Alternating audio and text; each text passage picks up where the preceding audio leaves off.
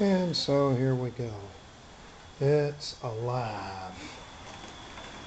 There goes the California Zephyr going through the passing siding, going around the back side of the mountain.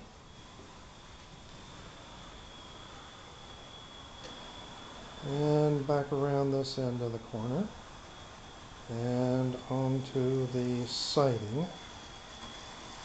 That's where the train station is going to be. I'll be able to stop him there and then take the freight train on around the mountain.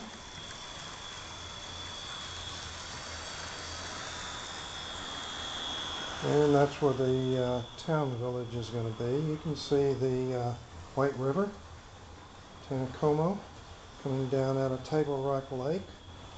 The spring-fed waterfall that's kind of dried up for the season. There's the tunnel entrance there.